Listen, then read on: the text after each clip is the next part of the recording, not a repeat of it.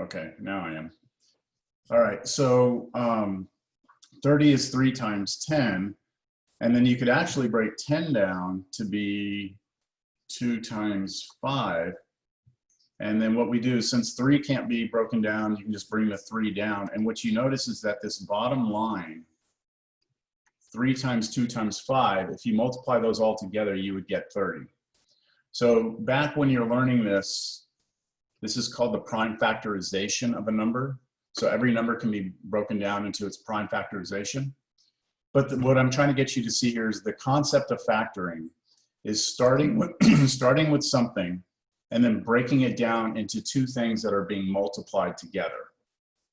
So to start this greatest common factor thing out, I want us to remember that what we learned before, or what we already know, is that if somebody gives us an expression, let's say 2x, then parentheses, let's say x minus 4, if we were asked to simplify this expression or expand it or multiply it out or distribute, those are all kind of similar terms, then what we would do is because we understand there's a multiplication here, we would take the 2x, multiply it times x, and the 2x and multiply it times the negative 4. So when we did that, we would get 2x squared minus 8x. Is everyone okay with that? That process from here to here is called expanding, or you could also call that distributing.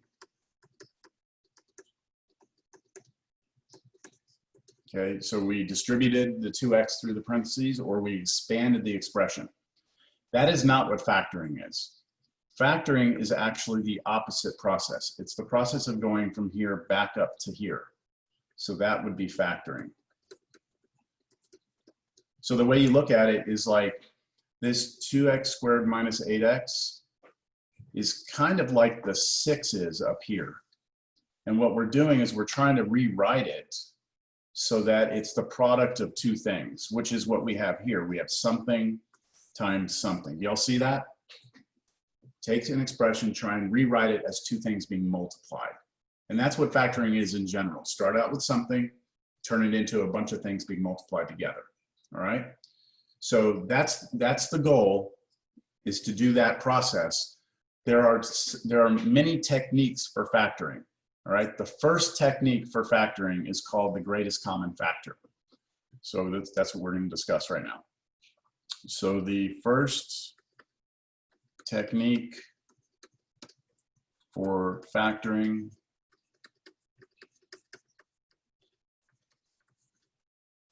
is called GCF, which stands for greatest common factor. And I would say that the GCF, if you look at all the different techniques that we have for factoring, GCF is the easiest, all right? By far, it is the easiest one. So let's just get started with a very basic example. I'm not going to write out a set of steps to do this, because I think most students, once they see it, don't need the steps. It's better just do example after example until you get it. So first example, let's just we'll just take the one right here. 6y squared plus 6. All right, so our goal is to see if we can rewrite this where we have something times something. See, right now we have addition, right? We have a plus here. So can we make this something times something? Well, what we do is we look at each of the terms. Remember, we talked about terms last time. Terms are separated by addition and subtraction. So we have the term there in yellow, we have the term there in green. We look at each term and we try and figure out what they have in common. Okay, that's where the word common here comes from. So let's start with numbers. So can somebody tell me what number they have in common? It's kind of obvious in this problem, what number they both have in common. 6. 6, okay, so they both have a 6, right? So I'm going to put over here on the side, GCF. Okay, right now they both have a 6. All right. That's the only number they have in common. How about letters or variables? Do they both have something in common? No, I'm seeing people shaking their heads, right? One of them has a y squared. The other one doesn't have a y at all. So they don't have any letters or variables in common. And because of that, we're done. That's our GCF. Now, the question is, what do you do with that? So what I'm going to do is I'm going to say that this expression up here is equal to, I'm going to put the GCF here by itself, and then I'm going to put a set of parentheses. Now, this set of parentheses, how big you make that set of parentheses is determined by how many terms you had. So I had two terms here, right? So in my parentheses, I want enough space for two terms. And if there had been three terms, I'd want a parentheses big enough for three. And if I had five, I'd need enough space for five. So what we're going to do now is we have to kind of think about this. We imagine that we're going to need to distribute the 6 through to something here, right? And the question is, what do you multiply 6 by in order to get what's in yellow here, right? So what is that 6y squared missing? We already have a 6, right? That's our GCF that's going to come through. But what would we need there in order to get a 6y squared? So who wants to tell us that? Y squared. Y squared. Okay, yeah, so y squared. If we put a y squared here, then we can imagine that if that 6 went through, hit the y squared, it would become the 6y squared, and we'd have the part in yellow. Okay, we're done with the first part. Now we need to figure out this second one.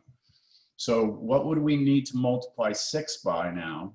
Again, we're looking at that 6 out front. What would we have to multiply 6 by so that when we distribute it through, we get what? What do we need to get when we multiply that through? 6, a 1. 6, right? The part in green. So what would we need to multiply it by? 1. 1. Okay, so it's very important that we understand that we have to multiply by something. And since we need to turn it into a 6 and it already is a 6, we just need to put a 1 here. Now, we need a sign in between. So what sign do you think goes in the middle? We need a positive 6, right? So we need a +1 here so that when we pass that 6 through and it hits the positive 1, it becomes the positive 6. All right? Any questions on that? This is our answer. 6y squared plus 1. The good part about factoring is that you can always check your answer, right?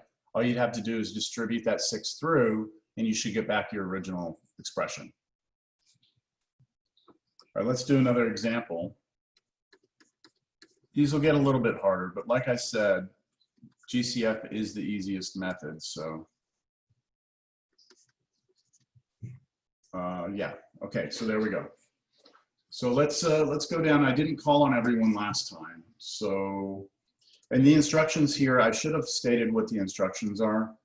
The instructions here are to factor, all right? Same with up here, factor. All right, so here we go. Who is up today? So last time I did not get to Sebastian. Is Sebastian around? Hey, Sebastian, I see you. Yes, sir. Hello. Okay, so in terms of this expression here, how many terms do you see, Sebastian? 2.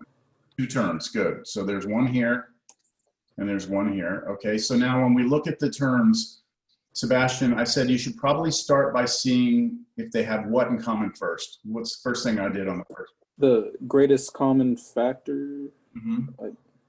Yep, yeah. So we're going to look at what they have in common. I suggest that you look at numbers first, okay? So see if they both have any numbers in common. So do you see any numbers that they have in common? No. No, they don't, right? Okay, so we don't think about numbers anymore. All right, Sebastian, so we look at letters, variables. How about X's, Sebastian? Do they both have some X's? No, only the left. So we're not even going to think about X's, right? Okay. How about, what do you think about Y's? Yes. Okay, so what do they have in common? The y squared. Y squared. Okay, so everyone pay attention to what Sebastian just said. He said that perfectly. They both have y squared. we would not say they both have two y's. Okay, 2y is this.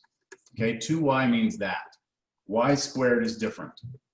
So you can say it the way Sebastian said. You can say they have a greatest common factor of y squared, or you could say they have two factors of y, but just don't say 2y because that means 2 times y. It's not the same thing.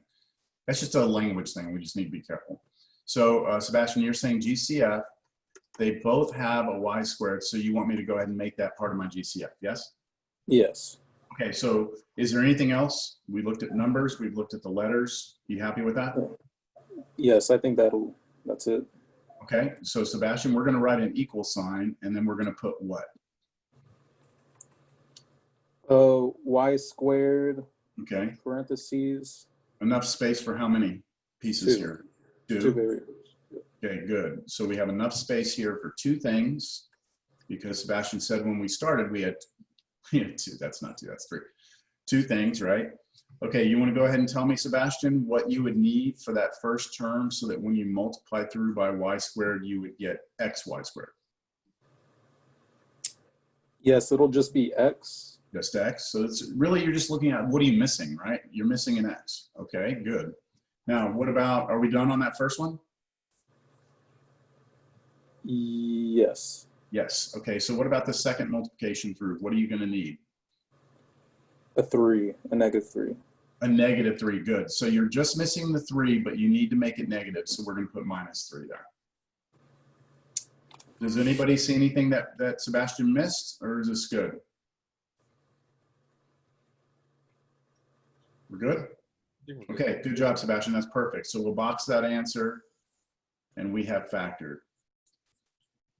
All right, and I'll point out again, I'll do this little in orange here. Notice that we have now turned something into where we have multiplication of 2 things. Same with the previous problem, we had turned the factoring, turned something into multiplication instead of addition and subtraction. All right, let's go to the next one, or let's do another one. We'll just take these in order. By the way, we have coming up here, Kiara, Bethany, Leah, Anastasia. Okay, so Bethany, no, sorry, Kiara. Is Kiara around? There you are, okay. How you doing, Kiara?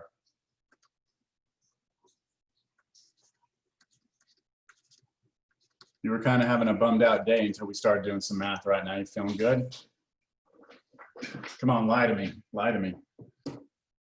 All right, so what do we got here? What are you thinking? We have 3. That's a Okay, common you're factor. thinking GCF now? You want me to just write it down? GCF? Yeah. Okay, you're saying they both have a 3. I like that, right? 3 and 6, but 6 is 2 times 3, so we have to realize that 3 goes into both 6 and 3. So you want me to put 3? That's good. Okay, what else? How about letters? X. X, just one X though, right? Right, Even though the first one has 2 factors of X, you have to do what they have in common. So it's a little tricky because you have to do the most that they both have. And the most that they both have is 1X. Anything else, Kiara, or are you happy with that?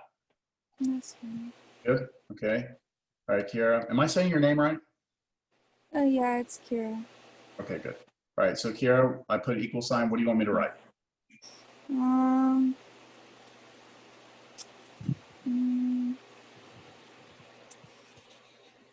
Probably like a 3. Okay. Or, So you're just going to put your GCF first, right? Whatever we found here, just write it down. Okay. Now set of parentheses and enough space. How much space do I need here, Kira? just for 2. For 2, right? Because we had 2 pieces here, 2 terms. So I need enough space for 2. All right, Kira, I think we're ready. What do you need to put in that first space in order to get back to 3x squared? Just an X. An X, because you're missing 1x, one factor of x. All right, what about in the second one? Just like a 6. No, like a 3 or a 2. 2. 2? Okay. A 2. 2. Yep. Yeah. just a 2. And that's because you want to turn it into a 6, right? So the 3 will hit the 2, the x will come along, right? So is it going to be +2 or -2 there? Plus. +2. Good. And that's it.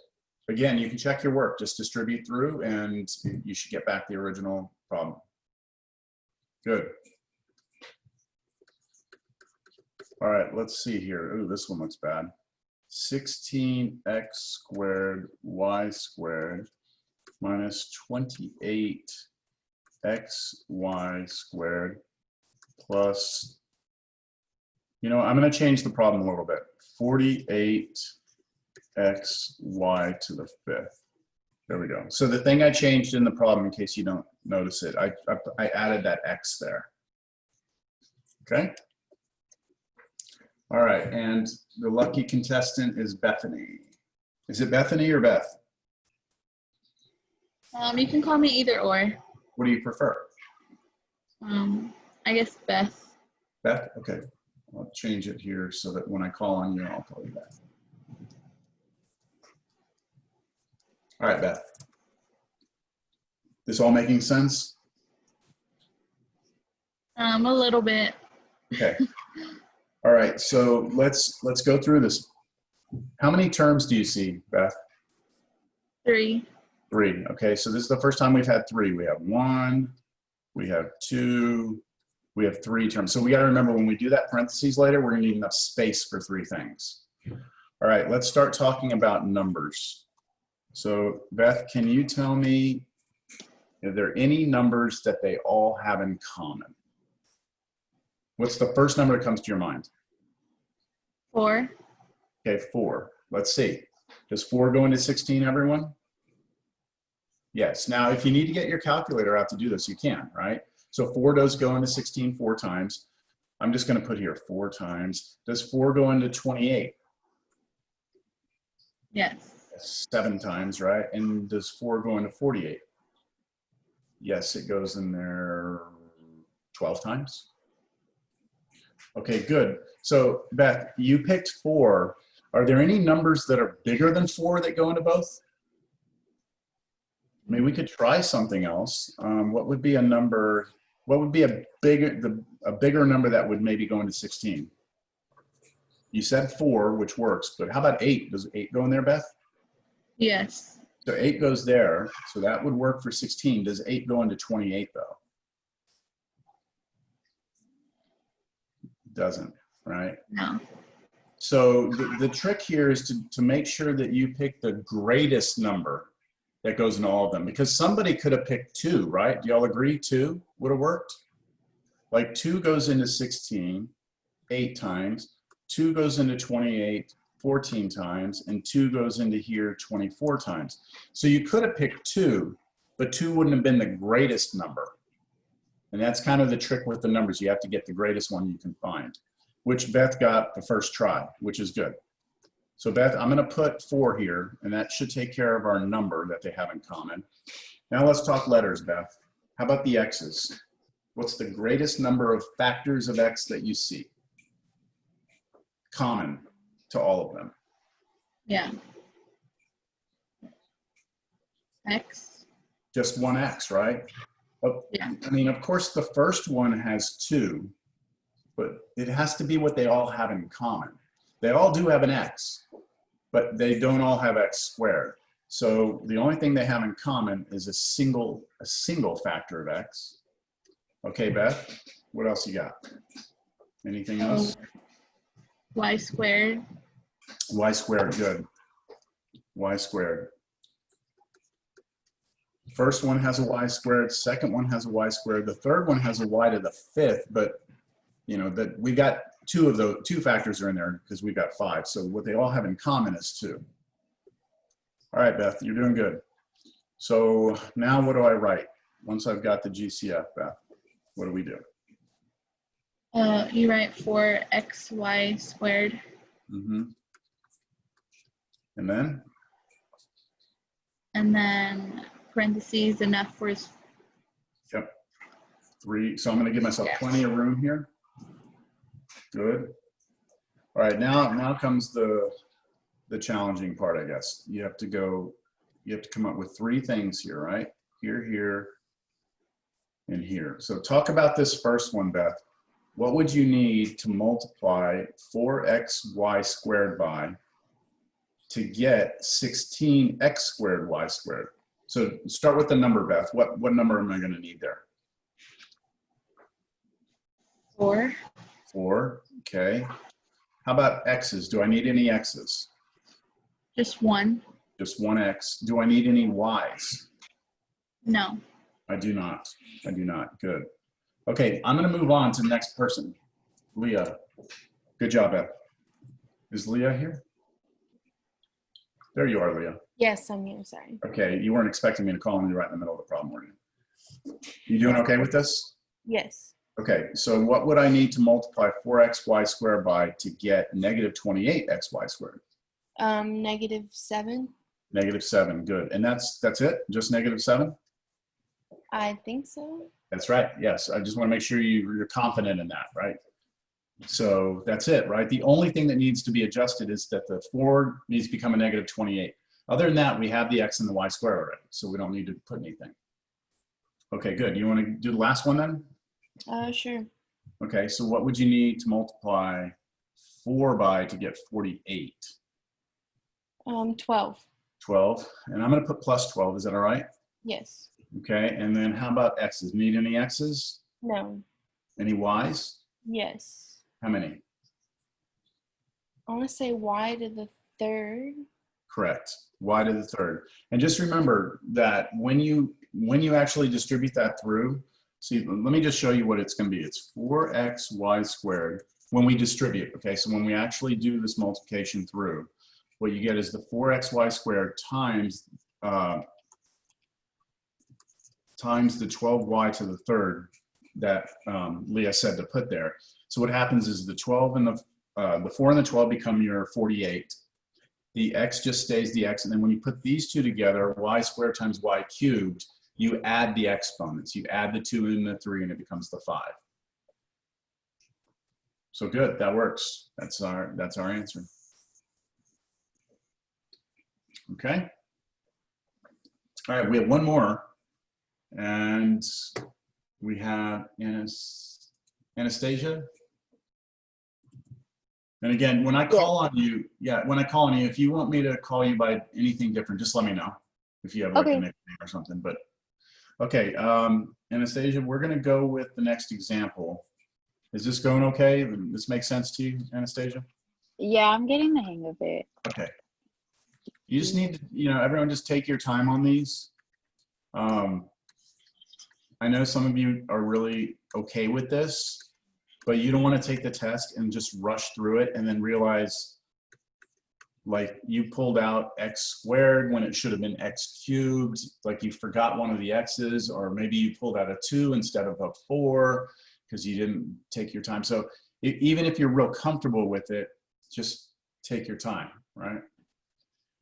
All right, Anastasia, Yes. what are you thinking? I'm not too sure because I'm still writing down the Okay, yeah. equation.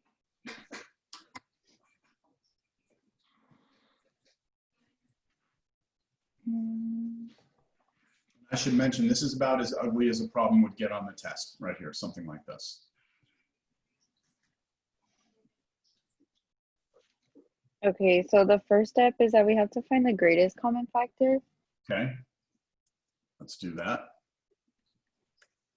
All right. Would it be numbers? Go ahead. Would it be 5? Let's go for it. Let's see. Okay. So what I like to do is I like to think about, what would happen if 5 goes into there 5 times, 5 goes into there. So I don't know, maybe you need your calculator for that. How many times is that?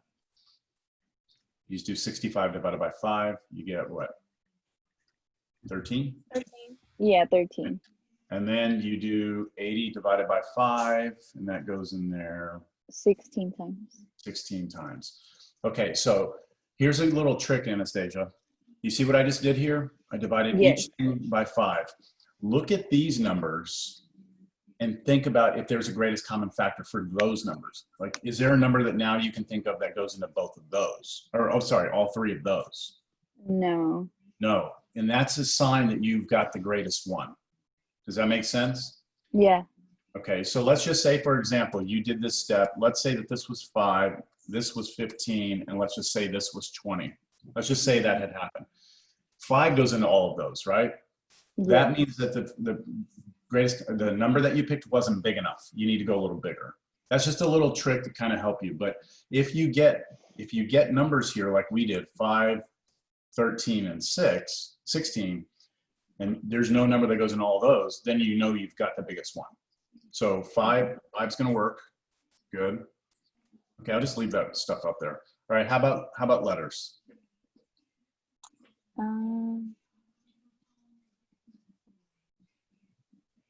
There's X and then there's Y's, but they're not the same. Okay, They're so let's different. do the X's first. What's the greatest number of X's that appears in all 3 of these? The one next to the 80. The X. What do you mean? 4 over the X. Okay, yeah, so this is where we have to make a distinction. What we're saying is we're not looking for the greatest number of X's that appears in one of them. We're looking at the greatest number of X's that appears in all of them. So think of it this way. Let's say, Anastasia, you have 4 apples, right? And Tatiana has 2 apples, and Abigail has 3 apples. Okay, what do you all have in common? You all don't have 4 apples, right? You all don't have 3 apples, but you all have 2 apples, right? And that's what we're looking for. We're looking for the number of X's that all of them have in common, the greatest number. So what do you think that would be in this case? I don't know. So how many X's are in this first one? 3. Okay, how many are here? 2. Okay, how many are here? 4. 4. Okay, so how many do they all have in common? The most. 1. They all have 1. Do they all have 2? Yes. Do they all have 3? Yes. No. What about this middle one? Oh yeah, so it would just be 2. 2, right? So that's what they all have in common. They all have 2 X's. So I'm going to put X squared there. Does that make sense, Anastasia? Yeah. Okay. Trust me, if you're asking this question, somebody in the class has the same question. Once you get it, it's like a light bulb. It'll click and it'll be okay. All right. But let's make sure that you understand it. How about the Y's? 3. 3. Good. I think you understand now. See, this one has 4, 5, and 3. They all have 1.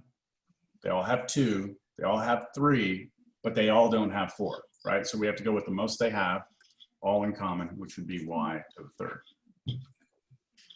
Okay, now we put an equal sign. We write down our GCF, and then Anastasia, parentheses, enough space for how many pieces? 3. 3. Okay, so I'll make it pretty big parentheses. And then now we're going to move on. Thank you. We're going to move on to Tatiana. I saw Tatiana. Yeah, I'm here. Oh, there you are. Okay. This going okay for you, Tatiana? Yes. Okay, good. All right, let's talk about that first multiplication through.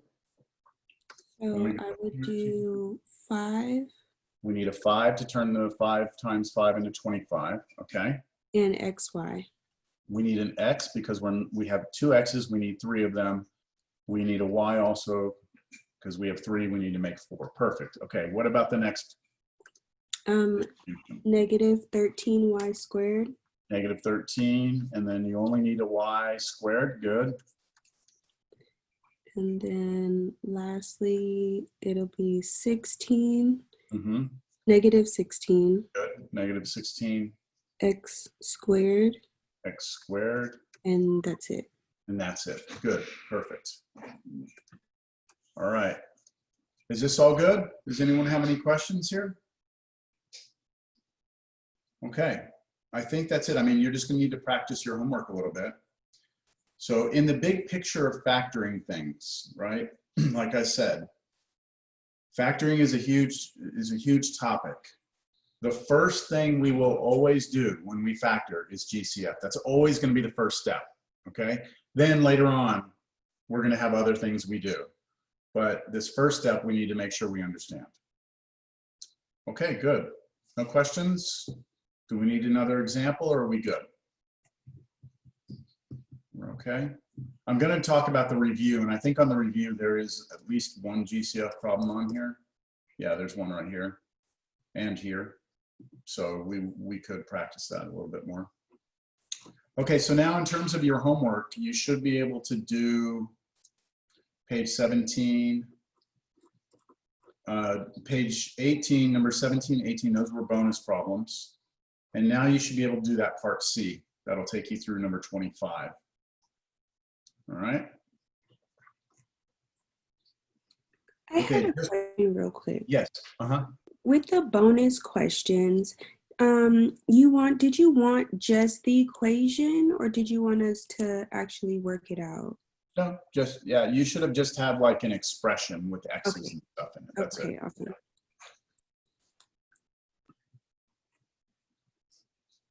Okay, let's talk about percents and proportions and ratios. And like I said, this is just going to be an introduction just to get us thinking, and let's not spend more than like 10, 15 minutes on this, all right? So if you see me go past like 10:25, please stop me, all right? So we're going to do here intro to percent,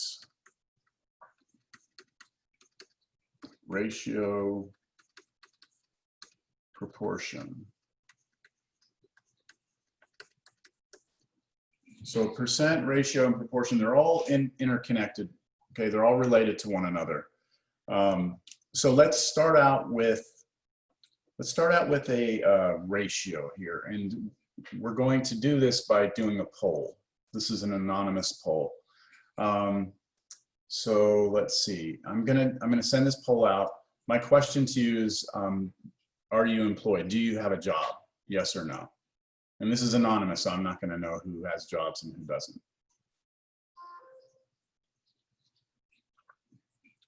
So while you're voting there, I'm going to write down here, let's see, how many of you work?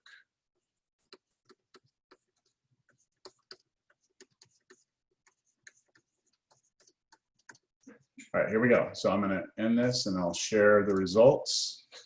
So we had 14 yeses and 8 no's. All right, so let's talk about ratios first. All right, ratios. So a ratio is, or you know what? Let's do it this way. Let's say ratio slash fraction. Let me put up here fraction, because those are the same thing. A ratio and a fraction are the same thing. So if we want to set up a ratio or a fraction, then we need to understand that a fraction, I'm going to write it over here, is always equal to the part over the whole. And we saw this when we were talking about candy bars. And when we did candy bars, we said, okay, we're going to take candy bar, we're going to cut it up into 3 pieces. Let's say we only take 1 of those, then we would have 1 out of 3. So the 1 was the part that we were taking from the whole. Does that ring a bell? We have done that, right? So let's talk about this same idea, but not a candy bar. Let's talk about these, people who work and people who don't. So what I would like to know is what fraction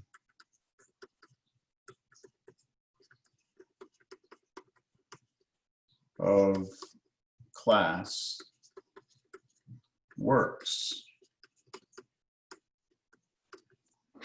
Okay, what fraction of the class works, or what's the ratio?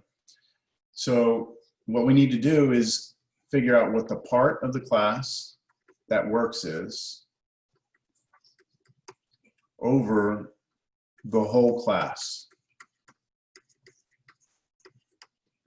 Okay, so how many students work? We said 14, right? 14 work out of how many? 24. Uh, where are you getting 24 from? 22. Yeah, it says there's 24 people here, but only 22 people voted. So we're going to go off of what we see here with the yeses and the nos, right? We had a total of 22 votes. So we're going to say out of 22. Okay. Now, is that fraction reduced? Is it in reduced form? It is not. There's a number that goes into both, right? You can put 2 into both of those. 2 goes into here 7 times. 2 goes into there 11 times. So we get 7 over 11. This is the fraction that represents the number of students that work. All right, can we do a fraction for students that don't work? What fraction of class doesn't work? So same thing, right? Same sort of concept. Let's see, how about Jesus? Is Jesus here? Yes.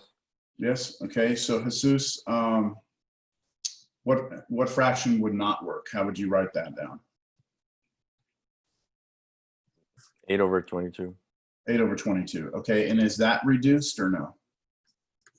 No. No, okay, so 2 goes into both of those? Yes. 4 over 11, so 4 out of 11. So what we're saying here is that 7 out of every 11 students works, 4 out of every 11 does not, right? That's what this means. Now those are fractions that represent what's happening here. But what we like to work with in the real world instead of these fractions are percentages. So the first thing I'd like to do here, get your calculator out. I'd like for you on your calculator to go ahead and type in 7 divided by 11. And let's look at that as a decimal. And I'm getting like 0.63663 keeps going, right? I'm just gonna take it 4 decimal places. And then you do 4 divided by 11 and you get approximately 0.3636. Right? So just thinking about the meaning of numbers. If I told you 7 out of 11 students works, most of you would be comfortable with the idea, right? You'd be like, oh, that's more than half. Would you all agree? More than half? All right. But if we write it as a decimal, 0.63 versus the other one, which is 0.36, you could also think about that as 0.63 is bigger than 0.5. 0.5 would be half. So you could still look at the 0.63 and be like, oh yeah, that's more than half the class. But the better way to do it is what we see in the real world all the time, and that is percentages. So all a percentage is another way of writing a decimal where we move the decimal point 2 places to the right and write 63.63%. And then over here, we move the decimal point 2 places to the right and we get 36.63%. Sorry, 36.36. Now, these are numbers that I think most of us in the real world, we're comfortable with percentages, right? If I say 100% of you love math, then you know I'm lying, but you would also say, wow, that's everyone, right? If I say 50%, I mean, these are just things that we hear on the news, we hear, you know, all over the place. So percentages are preferred. What I'm trying to get you to see here, though, is how we can go from a fraction over to a decimal, and from a decimal, we can always go to a percentage, all right? Let's do another poll. What do y'all want to know about the class? I'll ask anything as long as it doesn't get me in trouble. Anyone want me to ask class something? Who likes math? What's that? Who likes math? Likes it? Yeah, let's see. This is going to be a quick poll here. Here we go. So who here actually likes? I mean, that's kind of a vague thing. Tolerates or likes? I mean, likes. Let's go with likes. How many of you actually like math? I'm not sure I believe this.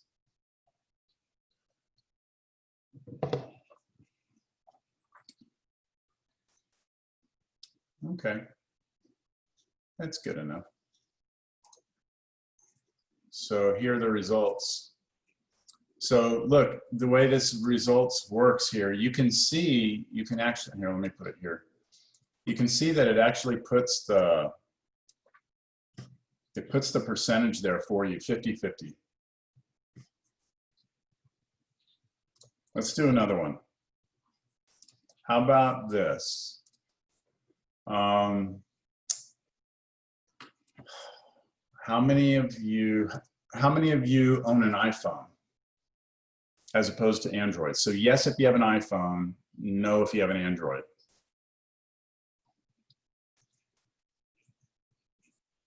Wow. Okay, y'all ready? What do y'all think?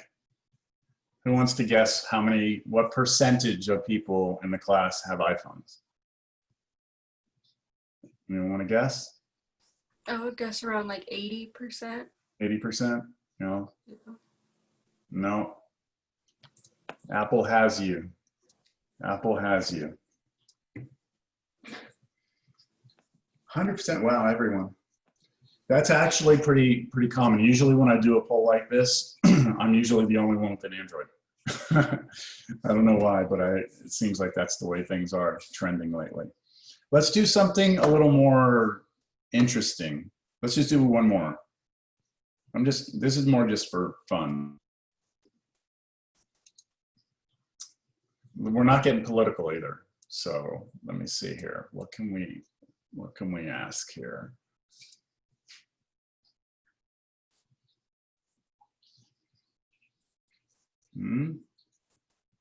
Anything you want to know about each other?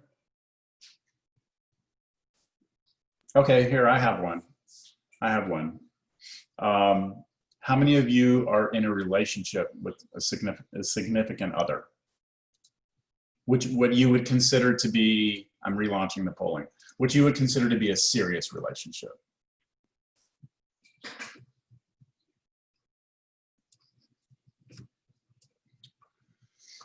Wow, y'all are voting quick.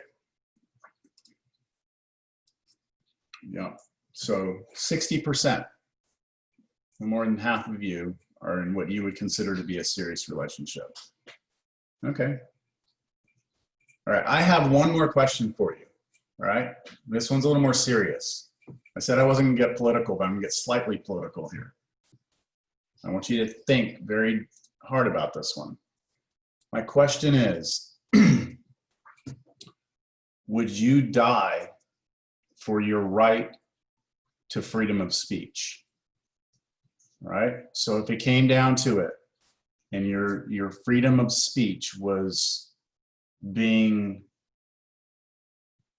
potentially taken away from you in this country, would you be willing to die to keep it? All right, go ahead. I'm talking like you're standing there, you know, fighting for your right and potentially dying. You know what I'm saying? Okay.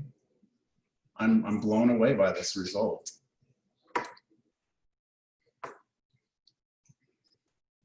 We have some people changing their mind. Okay, here we go. Y'all ready?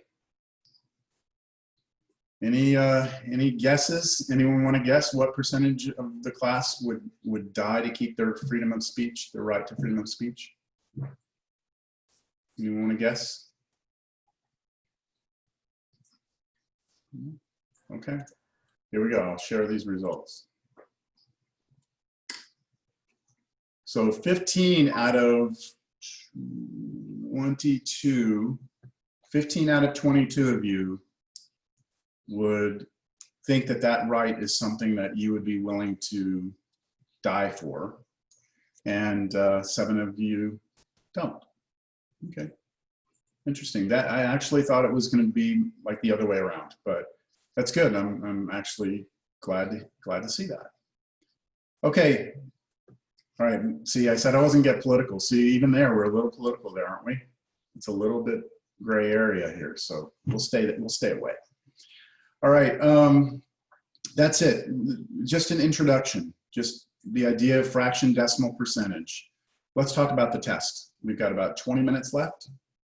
So what do you want to know? I've sent you a review, right? I'm happy to go through any of these problems.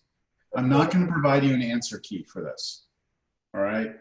Only because I'm giving you a review, which is pretty much, the test is going to be pretty consistent with this.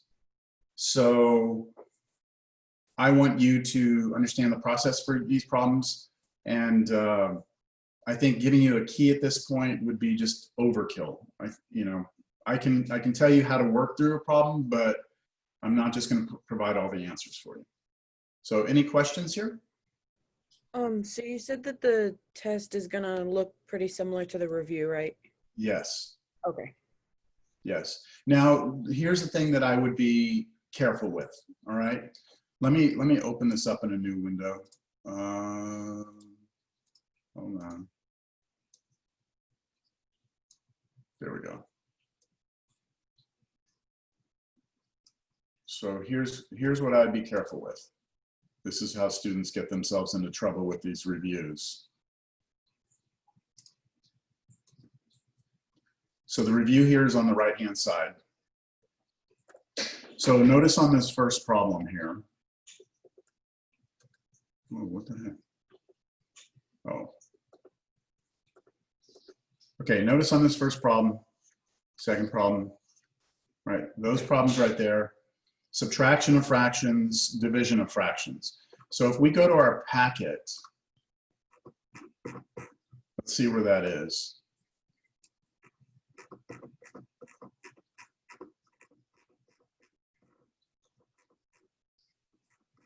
Oh my gosh, sorry, this thing is getting hung up. So here's the section that this is coming from, those two problems. So I don't want you to expect a problem that's going to look exactly like this. What this is telling you is that you should expect like 2 problems from this concept, all right? 2 problems from this concept, not those exact problems. I may not give you mixed numbers. It may look more like something, I don't know, maybe it looks something like 11, where they're not mixed numbers, you know? So don't get fixated on those problems. Get fixated on the quantity of them and what sections they come from, all right? And then look at the next one. The next 2 here on the review. That comes from, let's look over here. That comes from this section right here, order of operations. So I'd say that number 7 is very much like this one, right? And I would say that one is probably pretty close to this one. But that doesn't mean that's all you should study. I mean, yeah, I could give you one like this one, or I could give you one like this one. So again, just know that there's 2 problems coming from this concept. So make sure you're comfortable with everything there, all right? The next one, the next problems, oh, come on. I need to change that. That is ridiculous. So you've got solve for x, that's coming from this section here. Again, there's 2 problems on the test, but there's a bunch of problems in the homework that you should be comfortable with. I just don't want you to go to the test and be like, you look at a problem like, oh my God, that wasn't on the review. And it's like, well, it's gonna be similar, but it's not gonna be exact carbon copy. Like, I'm not just gonna come in here and just like change that 3 to a 5 and change that 2 to a 1. I'm not going to do that. I'm going to pick problems from the sections, you know, and modify them a little bit. Am I making sense? I just don't want you to go down the wrong road of reviewing here. Okay. All right. Let me see here. So this is kind of like the bonus problem was. So I'm going to leave that there. You see, you know, I can answer questions on it in a moment. Let me finish going through this. 2 GCF problems, which we did today. And this is actually kind of in the wrong order. GCF we did today. Oops, today. And then this we actually did last class. So this is where you add and subtract polynomials. Here we squared a polynomial, and then here we distributed. This is where we did that thing where we multiply the x through, and then the -2 through. So all of that was from last class. So again, there's about 3 problems from last class, and there's 2 problems from today's class. Any questions? Now, I said that there were a few things that I would include on the test that were not on here on the review. And that is when you look at your homework, page 10, there's some word problems here. No one ever asked me any questions about these, but I would expect to see something here, probably something like number 25. Come on.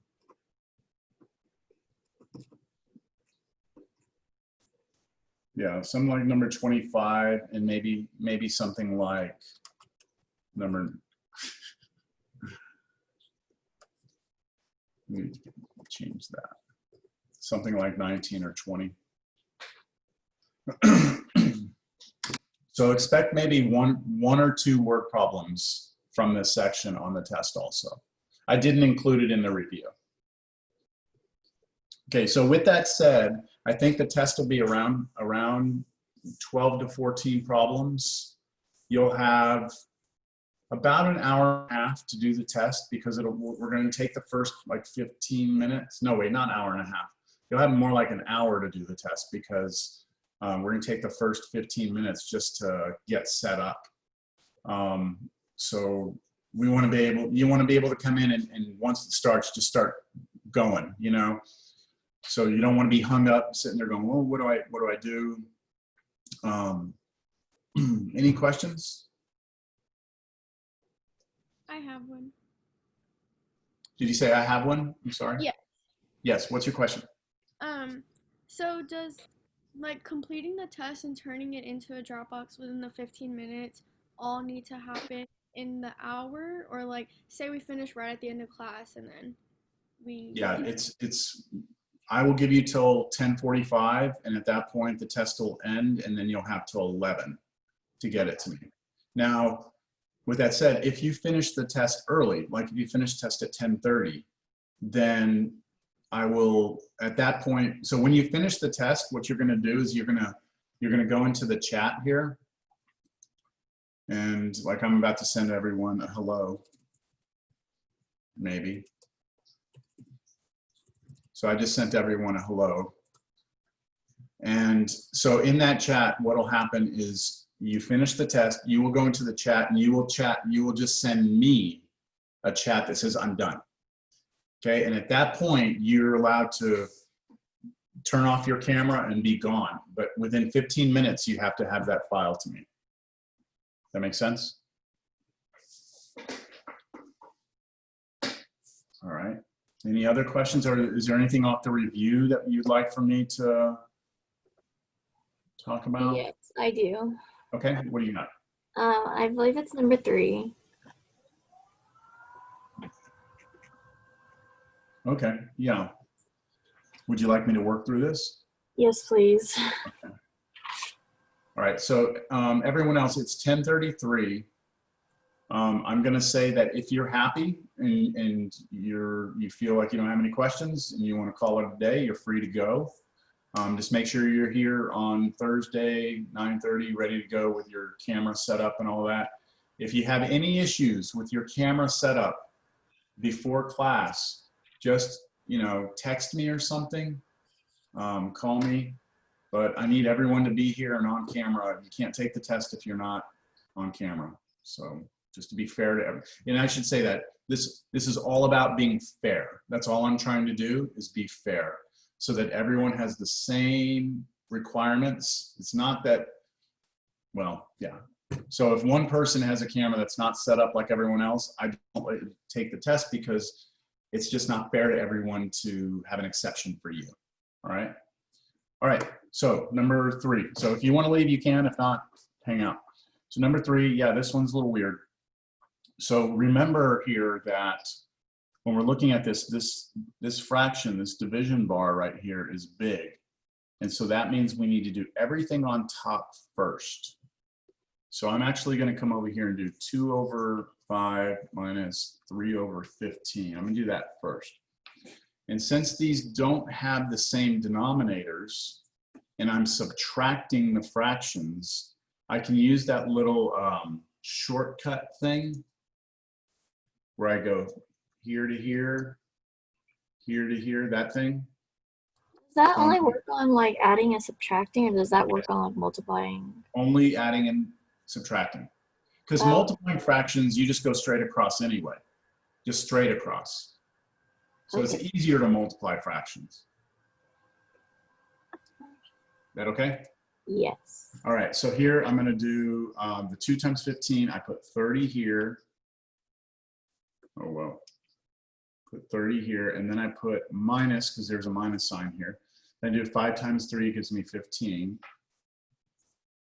And then over 5 times 15, which is 75. And that gives me 15 over 75. Now, one of the drawbacks to this method, as we discussed, was that a lot of times your answer is not simplified completely, right? It's not completely reduced. So 5 goes into both those, right? 5. So 5 goes into 15 3 times. And 5 goes into 75 how many times? 15? Oh. That still reduces, doesn't it? There's still more that can, 3 goes into both those. 3 goes into 3 once, and 3 goes into 15 5 times. So that actually reduces to be 1/5.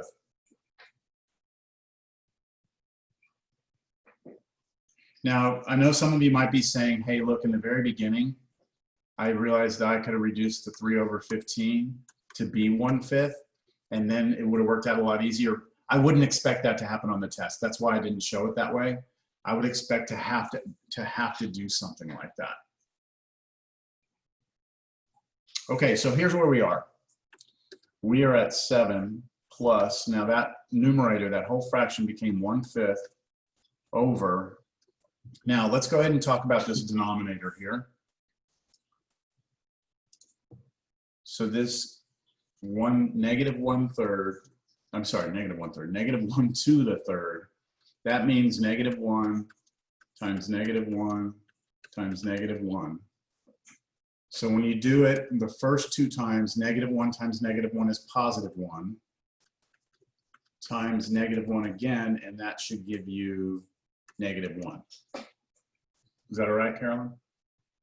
Yes? Okay. So now we have a negative 1 on the bottom here. Now that fraction, 1/5 divided by negative 1, you can make that more complicated than it actually is. Let's try not to. All we're doing is we're taking a number, we're dividing it by a negative 1, which makes it negative, right? It's positive 1/5. Divide anything by negative 1 just makes it negative. So I'm just going to put 7 plus negative 1/5, which is the same as 7 minus 1/5, which is the same as 7 over 1 minus 1 over 5. All right, so any questions on what I did there? Rewrote this as negative 1/5. changed plus minus into just minus. And then I have to put these two together. So I'm trying to treat them both like fractions. And so I rewrite 7 as 7 over 1. And then I'm going to do that little cross thing again. I'm going to go here to here, here to here. So I get 35 minus 1 over 5, which is 34 over 5. There we go. That's it. Carolyn, does that help? Yes. Okay. I think I understand. Anyone else have a question on that problem or another one? Number 4. I was stuck Number on 4? that one. Okay. So there's lots of parentheses and stuff here. The way I see this, we have one big parenthesis here. We have another parenthesis here. So you can do these kind of like left to right. So I'm going to do what's in here first. So what would 5 adding -3 be? 2. 2. Okay, so I'm going to rewrite this. 4 times, I'm going to put the times there even though it's not written. 2, okay, minus. Now let's do what's in this second parenthesis. This one's a little bit tricky. I'm going to go a little slower here. So I'm just rewriting things first, putting the squared here. Let's figure out what this is. So what is that -2 with those bars next to it? Notice those are bars straight up and down. They're not parentheses. That represents the absolute value of the number. So what is the absolute value of -2? 2. 2. 2, all right, so it's just 2. So I'm gonna write 2 and then take away 6 still. Okay, so I still need to figure out what's inside that parentheses. -4 times 2 minus, okay, now I need to do 2 take away 6. So if I have $2, take away 6, I'm gonna be in the hole, right? I'm gonna have -$4. All right, so here, this is this, this is, let me go ahead and multiply this out. I'm gonna multiply the 4 times the -2. Well, you know what? Do order of operations, I'll just take my time here. Minus, okay, so this is important, that minus sign right there. I brought it here. Now, what is -4 squared? We talked about this a couple of times. -4 squared means -4 times -4, which should give you +16. So I should have a +16 here. So just keep in mind that minus sign there, right? This minus sign there. I didn't want that to happen. Yeah, that minus sign came from here. It did not come from the 16 being squared. Or sorry, the -4 being squared. So that minus sign is that one. Okay, now I'm going to do this multiplication. So -4 times 2 is -8. Then I still have -16. So now we have -8, and we're going to take away 16 more. We should have -24.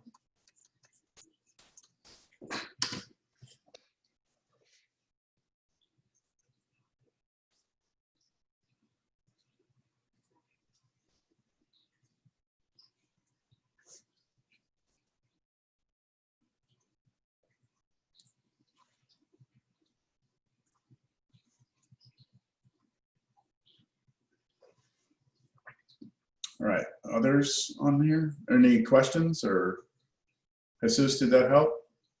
Yes. I actually want, are we allowed to use the calculator on the exam? Yes. You can. But just make sure, because I'm going to be looking at your work. That's why you have to turn it into me, right? I need to look at your work. If you just use your calculator and get an answer, then you're not going to get full credit. I need to see something. And the thing is, if you use your calculator and mess it up and you get it wrong, you have no work, you'll get 0 points. Whereas if you show your work and make a mistake, then I can give you partial credit. So I want to be able to give you partial credit, but you have to be able to show some steps for that. All right? All right. Okay. We've got about 2 minutes left. Any other Can you requests? do number 6? 6? I'm gonna have to clear all that stuff out of there.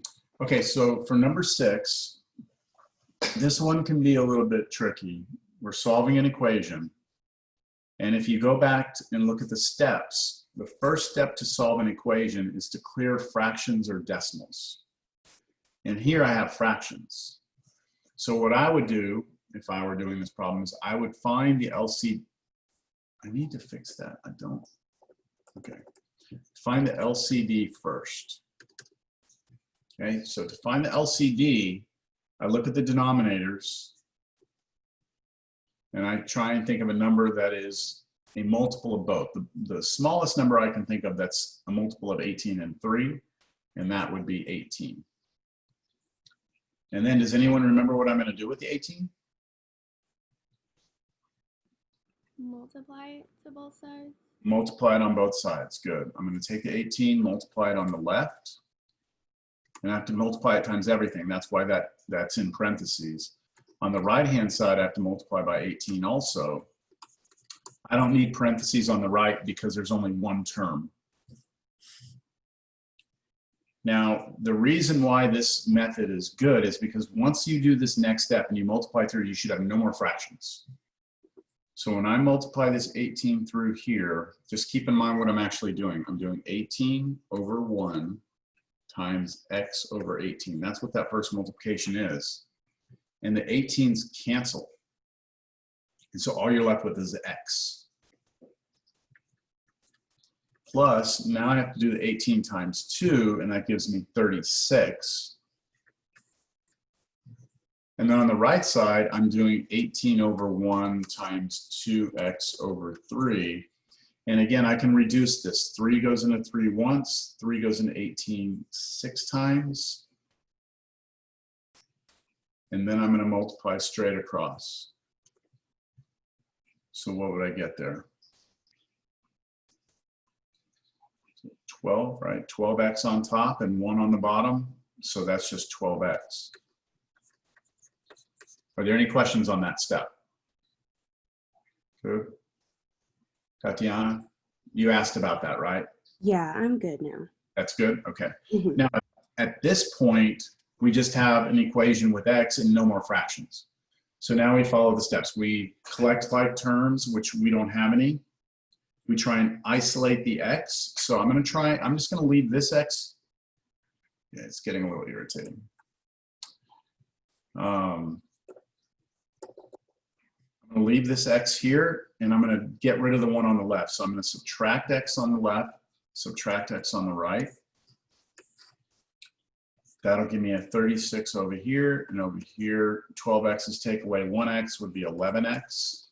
So now I've isolated the x term. Then I have to get a coefficient of 1 on the x, which means I have to divide both sides by 11. On the right, it becomes x, and on the left, it becomes just 36 over 11. And you can just leave that as your answer. And it doesn't matter if you write it that way or the other way. It can be, it's the same thing. Is that clear? Yes, thank you. Okay. All right. I have office hours today at 11. If you want to hang out, I'll be back in my, you have to go to a different Zoom session for it. But if you want to ask any more questions, starting at 11, I'll be there. I can go through anything else you want me to go through. Okay. What time do your office hours end? It goes from 11 to 12:30. 12:30. Now you go into Canvas. You'll have to go into Canvas to our syllabus, and that's where it has the Zoom information for the office hours. In fact, well, yeah, let me see. I could just, where's my Zoom here?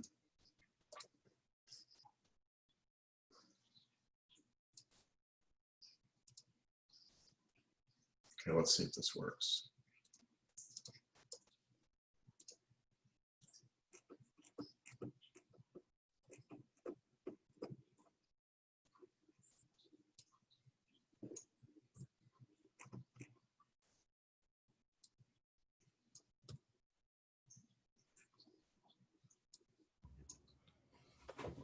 Okay, in the chat just now, in the chat room, I just sent the link and the password to get into the office hours, if you're interested. Okay. All right, well, I'll either see you later or I'll see you on Thursday. Have a good one. I'll leave the chat open just in case you want to copy that and paste it.